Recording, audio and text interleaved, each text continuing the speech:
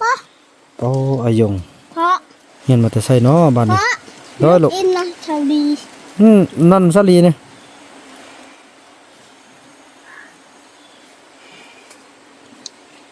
ถ้าลูกจะเอาก็บ่ห้ามแต่ว่าอยากให้แบบว่านี่ลูกบ้านลูกมีลูกเยอะท้องเยอะนะยันเกิดอยู่ป่าละยันตายลูกบ่มีผู้ใดเบิ่งเด้เห็นบ่อันอีติเกิดน่ะอีพ่อยังไปช่วยอีพ่อไปช่วยแล้วจึงเกิดเป็นลูกผู้งามขึ้นมาแล้วบัดนี้เขาลูกอยู่ป่านนี่บอกว่ามันบ่สร้างเฮ็ดก็บ่คืออันพ่อผู้นำก็เนาะลี่เนาะหั่นน่ะบ้านเฮามีแต่อาศัยเซาลี่เนี่ยเป็นผู้ล้มพี่น้องเอ้ยเพราะว่า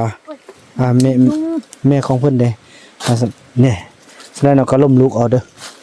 คันว่าบ่อันนั้นได้เฮาก็จอบไปซื้อเครื่องแล้วก็มาส่งสิเนาะไป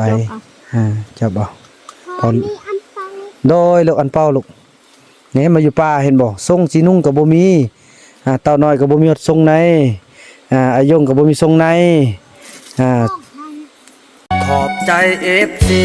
ผู้มีน้ำใจแบ่งปันเหมือนฟ้าบันดาลให้สร้างรายการนี้มาช่วยเหลือคนทุกข์คนจนหรือคนด้อยกว่า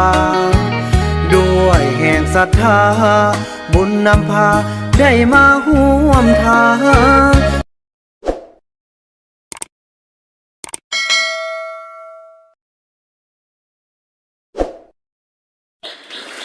สบายดีธรรมสมเนาะพี่น้อยถือว่าคลิปนี้ก็เป็นคลิปหนึ่งที่บ่าวบุญนำอยู่ที่หมู่บ้านเผาตองเหลืองหรือว่าอยู่หมู่บ้านคนป่าเนาะไปนี่ก็เป็นปลามะคอพี่น้อยคอลุงเขาจะเห็นนะ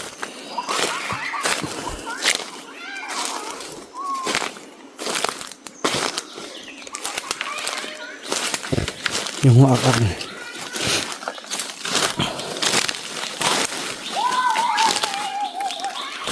มวยเบิ่งอยู่ในป่าเขาจะให้นั่งกันบ้าง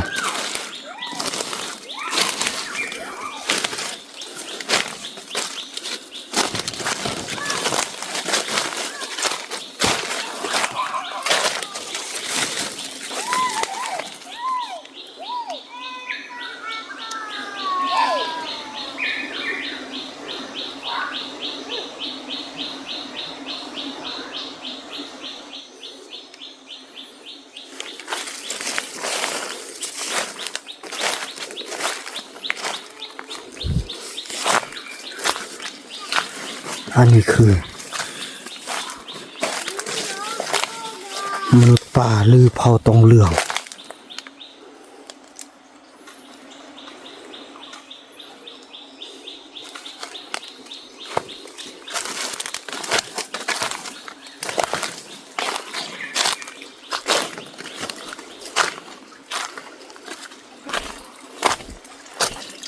อันนี้บนเขาจะเล่นน้ำเล่นไหนตักน้ำตักไหน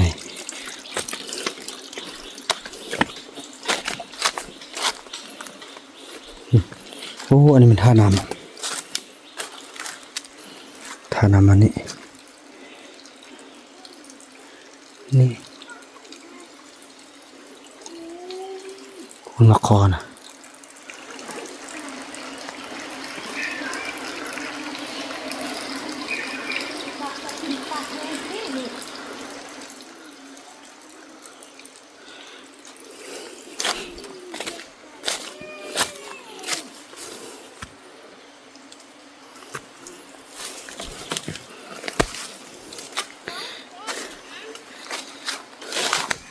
โอ้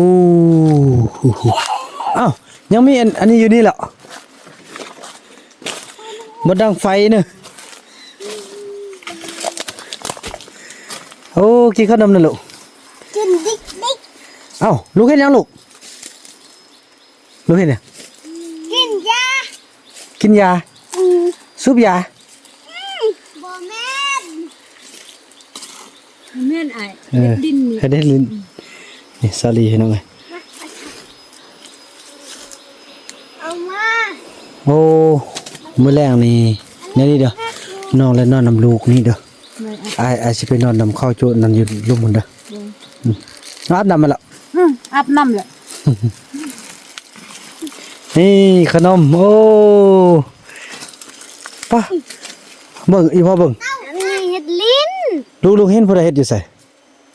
เศร้าเอง เราใส่เฮ็ดเองซุปกอกยาน่ะเขาเฮ็ดวันนี้ โมเมน มื้อแรกลูกสินอนนำอันไอ้วาดเลยว่าไปนอนแม่ลี่ ตอนนี้ นั่นนี่มันอูดนี่เสร็จพี่น้อยบ่มีมุ้งเลย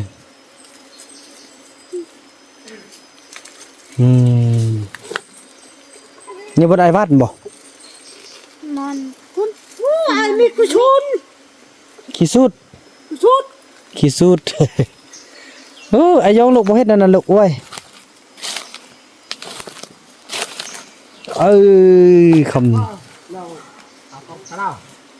คำน้อยเนาะเอาฟืนมาไล่ๆไหมมากองไว้เบิ่งไอ้ชินอนนำคำนอนนี่ก็ได้เด้อน้องเด้อ โดยไอ้ อันนี้พ่อไอ้คิง เน้อแล้วอันนั้นบ่อนผู้ใดนั่นน่ะ ไอ้คิง ผู้อยู่พุ่นเด้ ผู้นุ่นไอ้คิง อย่ามาไล่บอลก็ดอก ไอ้บอล ตัวเต ลายบอลคือคำน้อยนี่นอนเต้าหุ้น เนย เต้าหุ้น ทำน้อย อันนี้นะเน้อตัวซื่อๆเน้อสันเบิ่งมื้อแรกไอ้ชินอนนี่ไอ้ยองลูกอีพ่อนอนนำเด้อเฮาเอาบ่ต้องมาปูให้ลูกเนาะปูตึม อันนี้ติน้ำป้าน่ะนี่ติ โก นี่เท พี่น้อง คมนิด คงรีบ อ้าวพ่ออะไรเมื่อคืนในป้า ๆว้าคมนิด ป้าเฮ็ดจังได๋ ในป้า น้อง แล้วน้องนี่สินอนใส่น้องน่ะ จุก บ่หยานั่นนี่จิลมอีวาดแล้วมานอนกับพวกอายเนาะ โดย แล้วนอนแล้วไปนอนนำลูกเนาะ โดย เนาะเอาอีวาดนอนนำกันเนาะ นอนนี่กับคำน้อย กับอายบุญนำเด้ และไอ้พ่อบุญนำนอนนี้ ไอ้พ่อบุญนำนอนนี้นำลูกนอนอยู่นี่นำกันชุดมดเนี่ย พูน เอา พูนปะหันตื่น ไปดังออมเลยใช่ไปซอกฟื้นไปซอกฟื้นมาดังออมพอมันบ่บุญนำกับบ่ได้เกี่ยม พ่อ มุงมาเด้อพี่น้องเข้าเอาไว้ล่าม ไอ้พ่อนอนนี่เดี๋ยวมัดหันนั่นพอลูกเอาเฮาหันมัดถึงนอนถึงก็ได้นี่ก็ได้ โอ้อู้นะ อู้ มีอู้โอ้ซะนะเด้อเจ้าอู้แล้วนอนนี่มัดซะนี่เนาะแล้วไฟสร้างกลางเลยดอก ไฟน้ำกลาง โอ้ดีคันมีอู้นะสิได้นอนอู้ซะนะ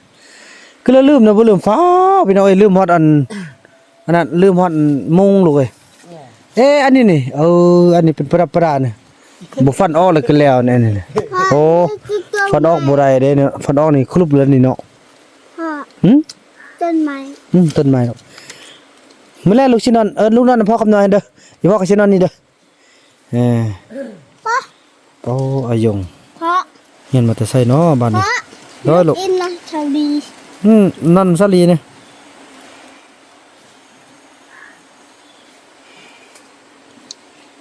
โอ้ชีวิตเอ้ยซื้อๆโอ้ยผมเนี่ยเนาะยาวดีบ่ดีละ เต่าน้อยตัดอันนี้ก็ได้ ตัดเอาไว้ กิน ไว้กินเนาะอันนี้คือเอิ้นต้นเนี่ยก็ลูกต้นนี้ก็ต้นตะลาวนะบ่แม่นติ กินได้ แค่ตอนลูกเข้ามาป้านี่แค่ลูกร่อนจักเล่ม อันเดียว อันเดียวแค่ลูกล้นไล่ ลูกร่อนนี่นะป้านี่นะเออ เขาจะนึกบ่ฮัก มักนี่เขาก็เฮ็ดงานนี่ติ๊กเฮ็ดแค่ข้าวเลยดิ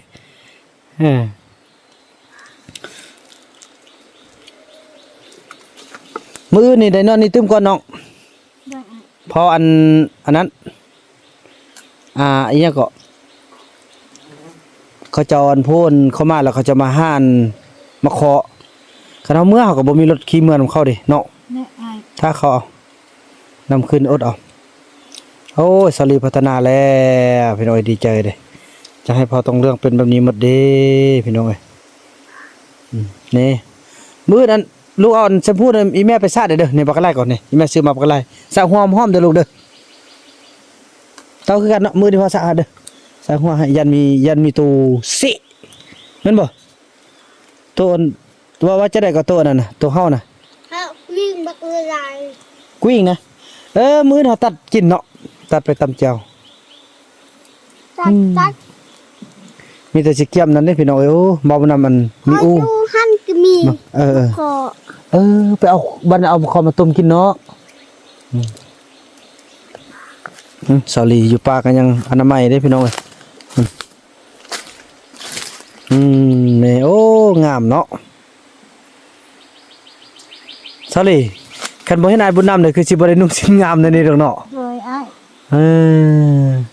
ซื้อต่อไปให้ลูกเฮาได้ไปยืนกันเนาะ เลย เงินยายก็มีละว่าแท้ แต่ว่าแท้เขาน้องล้มเช้านี้ก็ว่าบ่มักอยู่ อยู่บ้านนะ อยู่บ้านว่าบ่มักอยู่อ้าย บ่คันบ่บอกอยู่เฮ็ดซะได้อตุเอาลูกเฮาเด้เฮาก็ล้มลูกเฮาไปอยู่บ้าน บ่แล้วน้องล้มแล้ว เออ แล้วบ่าววัดท่านว่าบ่อยากอยู่ เออ เพราะว่าไปอยู่ป่าซิงซี่ว่าสบาย เออแล้ววันนี้เฮ็ดซะได้อีจอมเฮาเฮ็ดซะได้ จอมก็เมื่อนำแม่ดูนำแม่ แน่ลูกอันนี้ลูกแม่ละขึ้นฮอดคันเริ่มบ่วาดน่ะสิเอาลูกพ่อแม่ก็บ่ห้ามเฮาไปเอาอยู่พุ่นเอาสิเด้อว่าหากินแล้วก็ไปหาเมียอยู่บ้านสิเนาะเดี๋ยวนี้ลูกบ่เห็นเฮือนบักงามเนาะลี่เนาะเฮือนบักเยอะลูกเฮือนบักเยอะถ้าลูกสิเอาก็บ่ห้ามแต่ว่าอยากให้แบบว่านี่ลูกบัดลูกมีลูกเยอะท้องเยอะนะยันเกิดอยู่ป่าแล้วยันตายลูกบ่มีผู้ใดเบิ่งเด้เห็นบ่อันอีติเกิดน่ะอีพ่อยังไปช่วยอีพ่อไปช่วยแล้วจึงเกิดเป็นลูกผู้งามขึ้นมาแล้วบัดนี้เขาลูกอยู่ป่านนี่บอกว่ามันบ่สร้างเฮ็ดก็บ่คืออันอีพ่อบุญนำก็เนาะลี่เนาะหั่นน่ะบ้านเฮามีแต่อาศัยเซาลี่เนี่ยเป็นผู้ล่มพี่น้องเอ้ยเพราะว่าแม่ของเพิ่นเด้เนี่ยฉะนั้นเราก็ล่มลูกเอาเด้อคันว่าบ่อันนั้นให้เฮาก็จอบเอาไปซื้อเครื่องแล้วก็มาส่งสิเนาะไปจอบเอาพอมีอันเป่าโดยลูกอันเป่าลูกนี่มาอยู่ป่าเห็นบ่ส่งสินุ่งก็บ่มีเต่าน้อยก็บ่มีฮอดส่งในอายงก็บ่มีส่งในจอมใจก็มีแต่ลูกจอมลูกมีแต่สุดเดียวหั่นเนาะแล้วบ่งั้นมื้อเราออกไปแล้วไปเอาซื้อเครื่องบ่เนาะสิเอาบ่เครื่องเฮามีอยู่รถแล้วเนาะลองเนาะมีรถมีรถแล้วเอาไปเอาเครื่องหั่นเนาะแล้วลูกก็สิกลับมาก็ค่อยกลับมาอีพ่อสิพากันหนีออกนั่นเด้อหรือว่าสิเอาไปแล้วก็ไปนำกันไปเที่ยวไปกินอันปลากุ้งบ่กินปลาหมึกบ่หรือว่าจังได๋เนาะเบิ่งตัวจริงเนาะมันสำคัญก็แม่นตาน้อยแท้เอ้ยกำหูเลยตาน้อยให้ได้แล้วตาน้อยนี่ตาน่ะอายงลูกอายงอันอยู่ป่าสบายเด้อสบายบ่ลูกอยู่ป่าน่ะสบาย บ่ลมเรื่องอันนั้นบัดนั่นก็จึงจ่อๆเนาะมื้อเฮาไปตัดกิ้งเนาะลูกเนาะเฮาต้องเร่งมันนี่ตัดกิ้งแล้วเฮามาเผาแล้วก็มา เครื่องเด็ดน้อยบ่ได้เอามาเครื่อง อยู่รถ แปะรถ อยู่รถเครื่อง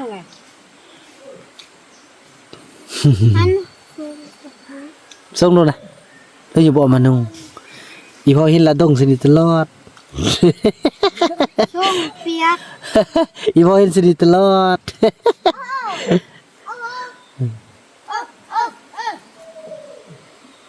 โอ้พี่น้องมาขอนั่นเนอะต้นใด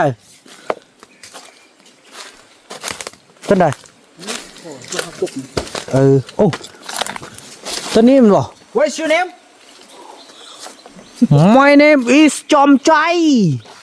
โอ้อย่างนั้นลูกตอบเป็นแบบนี้เป็นต้นได้เอาได้หมดบ่นี่นะอันนี้เด้นี่ สุกแล้วบ่ ไก่ยามสุกแล้วไปบ้านบ่ไป อื บ้าน มคอยอยู่นี่พี่น้องเอ้ยมิจิลี ได้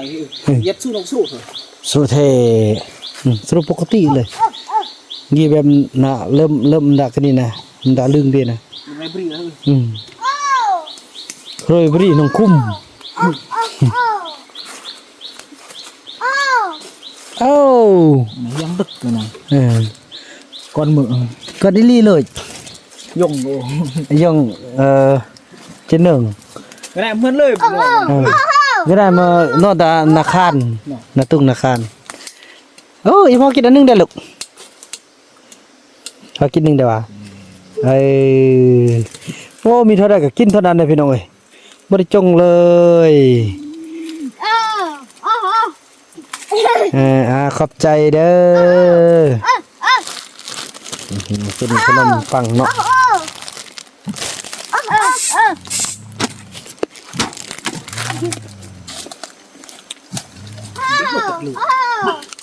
มือตัดติดเลย ตัววาดข้าวบ่ ซื้ออีกอย่างก่อนนี่อีกข้าวเนาะ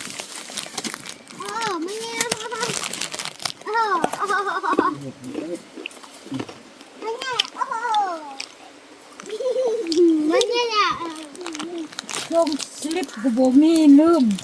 บอล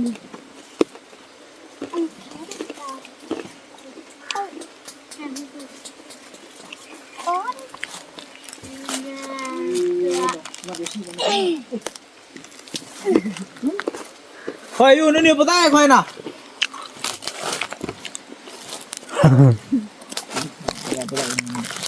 เจอซอรี่นี่เปลี่ยนแปลงได้ 100% เลยเนาะนี่มาปากันยังหูสระผมยังวีผมแต่งเนื้อแต่งตัวอยากให้ทุกคนเป็นอันนี้หมดเลยเด้อ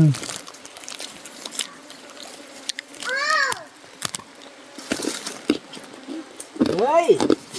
ผมว่าแม่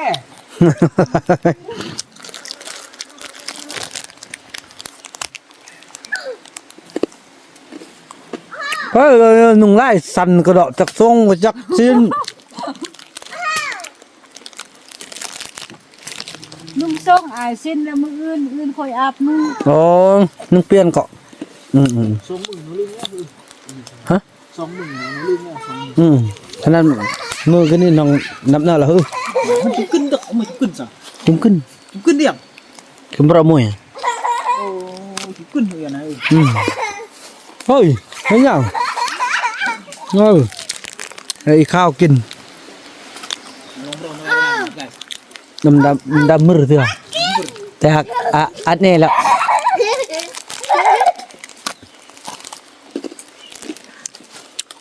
โยนลงไงหรือลงไงเป็นยังไง เจียนม่านนาไปไกล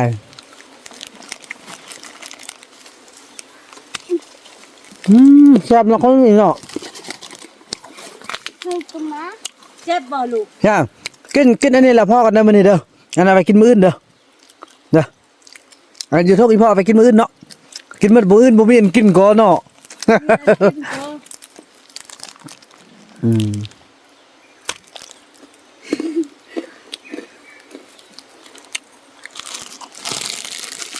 รีเลยมองแม่พันปุเจ เงินเนาะแล้วจะเกินมื้อเกิน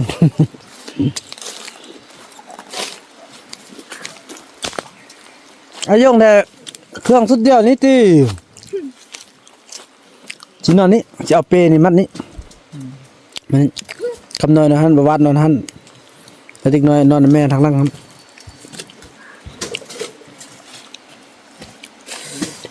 คำน้อยว่ามีอู้สั่น ตัวที่อาย จักโอ้บ่ตัวนี่อันนี้นี่อู้ตัวไอ้ห้าเข้าตอนนั้นนะโอ้กันเฮอนี่มีพ้นเด้อกันให้คนเฮาน่ะกันให้คนนั้นจะมีกันที่ว่าแบบมีพ้นตอบแทนตัวเองในอนาคตแบบบ่ฮู้เมื่ออู้นี่ก็อู้ไอ้ให้เขานะแล้วมามื้อนี้ไอ้ก็ต้องได้ใส่น้ำเข้าเพราะตัวเองลืมทุกอย่างเลยลืมลืมหยังนี่ในที่สุดก็ได้ใส่อันนี้แหละพ้นของการให้บ่ได้ยำหนึงก็ยำหนึง เนาะกันให้ที่แท้จริงนะโอ้พี่น้องเอ้ยโอ้ลูกอย่าให้มากินหลายลูกขนมเอาไว้ลูกกินมาแล้วเอาเข้าให้กินเอา ให้ลูกกิน หน่อย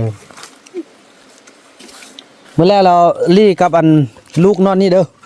เขานอนนี่ นอนนี่นำลูก3คนเลยส่วนลูกไปนอนอันจอมลูกบ่มีเครื่องแล้วเนาะลูกมีแต่สุดเดียวนี่เนาะเนี่ย เว้ย ใส่ยืนใส่ เดือนอยู่ใส่มันละ โอ้ นี่แหละ มันมัน แม่น ชื่อใส่ พุ่นแล้วเห็นพุ่น ไปเอาบ่ลูกไปเอามือไปเอาบ่ ไก่เลยที่ไอ้ บ่ไกลดิ ไก่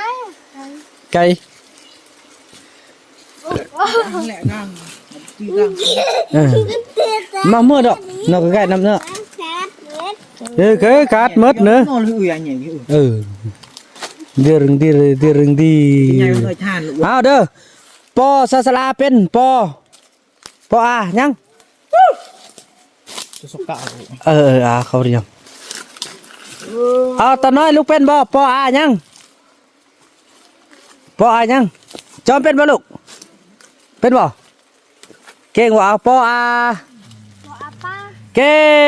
งแหน่ปออาปายังเป็นเด้กอสไลด์เป็นกอไอยังลูกกอไอไก่เย้ลูกสาวเก่งโอ้มาคอนี่เพิ่นจะขึ้นได้เหรอฮู้เนาะมื้อเฮาแม่นมาอันนั้นบ่ลูกเนาะ ลูกพ่อคุณน่ะลูกพ่อคุณน่ะเขา